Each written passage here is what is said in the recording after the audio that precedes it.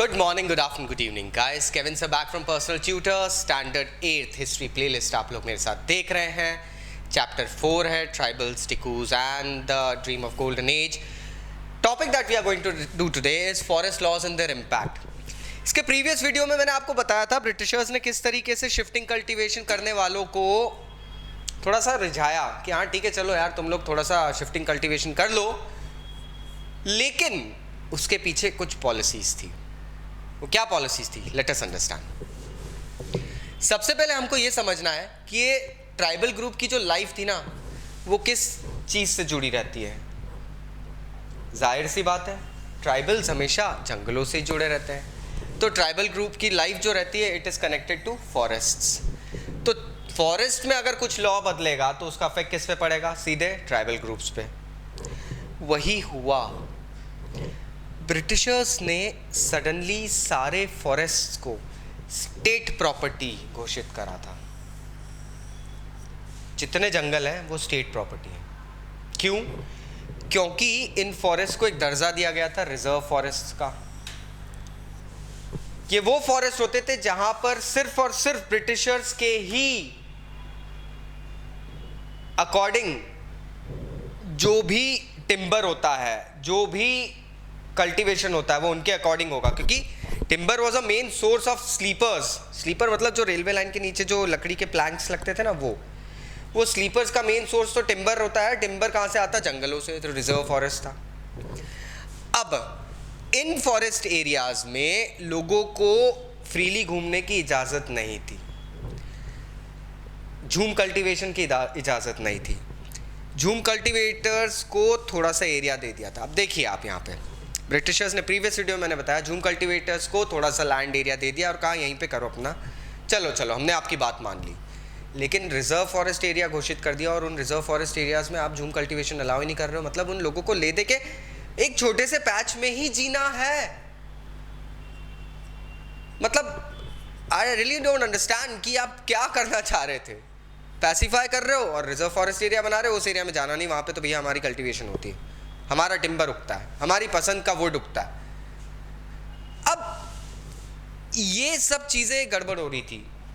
हुआ ये कि बहुत सारे कल्टीवेटर्स, झूम कल्टीवेटर्स स्पेसिफिकली अपना पुश्तैनी काम छोड़ के सडनली शिफ्ट हो रहे थे towards labouring, towards doing other work जिसमें वो लोग उतने एक्सपर्ट नहीं होते थे. अब ब्रिटिशर्स ने यहाँ पे भी एक गड़बड़ कर दी. अच्छा है बहुत, लाइक हिस्ट्री पढ़ने में बहुत सारी चीज़ें ऐसी लगती है कि थोड़ा सा फन फैक्ट भी में निकल के आता है. आपने जंगलों में जाने से ट्राइबल्स को रोक दिया, ठीक है. ट्राइबल्स अब दूसरे ज़रिए इख्तियार करने लगे अर्न करने के, ठीक है. अब ब्रिटिशर्स को अपने फॉरेस्ट्स में लेबर की ज़रूरत पड़ी तो किसको लाएंगे? जंगल को सबसे बेटर वे में कौन जानता है? ट्राइबल्स. आपने उनको ही वहाँ से हटा दिया. तो Britishers started facing the problem of human resource. उनको वो प्रॉब्लम आने लगी. कहीं ना कहीं देयर पॉलिसीज में लाइक ऐसा लगता था एक भानुमति के पिटारे में से निकाल के लेकर आते हैं और फिर बाद में रिव्यू करते हैं तो कुछ गड़बड़ हो रही है. ये प्रॉब्लम ब्रिटिशर्स को समझ में आने लगी. अब इसके लिए कॉलोनियल ऑफिशियल्स जो थे वो एक सोल्यूशन लेकर आए. वो सोल्यूशन था कि वो झूम कल्टीवेटर्स को थोड़े थोड़े लैंड के टुकड़े दे देंगे और उसके बदले में वो लोग लेबर प्रोवाइड करेंगे ब्रिटिशर्स को. लेकिन ये जो कंडीशंस थी, जो इन ट्राइबल्स की कंडीशंस थी, वो आपको इस पोएम में दिख जाएगी दोस्तों. In this land of the English how hard it is to live.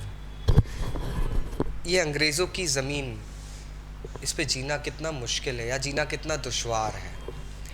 1930 में वेरियर एल्विन बायगा, सेंट्रल इंडिया एक रीजन है बायगा आदिवासियों का, वहाँ पर गए थे. वहाँ पे उन्होंने बहुत सारे गाने वगैरह जो आदिवासी गाते थे वो रिकॉर्ड करे थे और उन गानों को जब ट्रांसलेट करा था तो ऐसा था.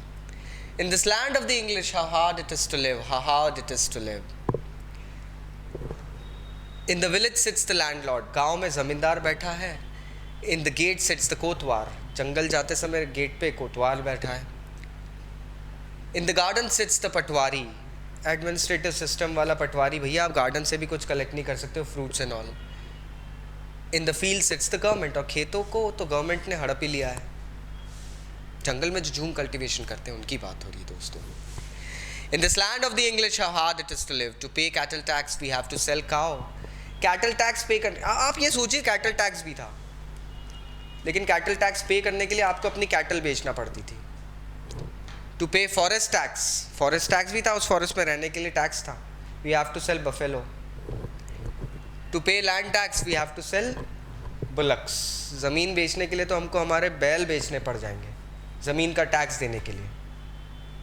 तो आप हमसे टैक्स कलेक्ट करने के लिए हमें मजबूर कर रहे हो कि जिन चीज़ों के थ्रू हम लोग रेवेन्यू अर्न कर सके वही हम लोग बेच दें. So that is something that is very very pathetic. In this land, how are we to get our food in this land of English? क्या कमाएंगे, क्या खाएंगे? That is the sorry stuff that was going on. Now बहुत सारे tribal groups ने ये colonial forest laws जो आए थे इसके प्रति रिएक्शन दिखाए. उन्होंने डिसोबे करना शुरू कर दिया. लिटरली देवर रिवॉल्ट्स. अगर हम बात करें तो 1906 में आसाम में सोनग्राम सांगमा का एक रिवॉल्ट हुआ था, और वैसे ही एक रिवॉल्ट हुआ था 1930s में जिसे हम कहते हैं फॉरेस्ट सत्याग्रह. ये हुआ था सेंट्रल प्रोविंसेस में. इसके पीछे महात्मा गांधी का बहुत बड़ा हाथ था दोस्तों. सडनली लोग रियलाइज़ करने लग गए थे कि ये ब्रिटिशर्स जो पॉलिसीज़ लेकर आए हैं ये कहीं ना कहीं गलत है, गड़बड़ है. वो खुद ही अपनी पॉलिसीज़ का रिव्यू नहीं करते थे, और बाद में वो चट मंगनी पटबिया वाले एज यू एनकाउंटर, वो जब प्यास लगी तब कुआं खोदो वाली पॉलिसी चला रहे थे. गड़बड़ थी कुछ. Things had to be changed. So what happened later will check out in the next video. Please stay tune.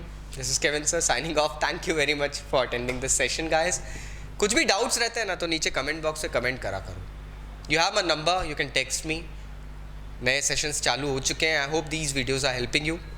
Bye bye.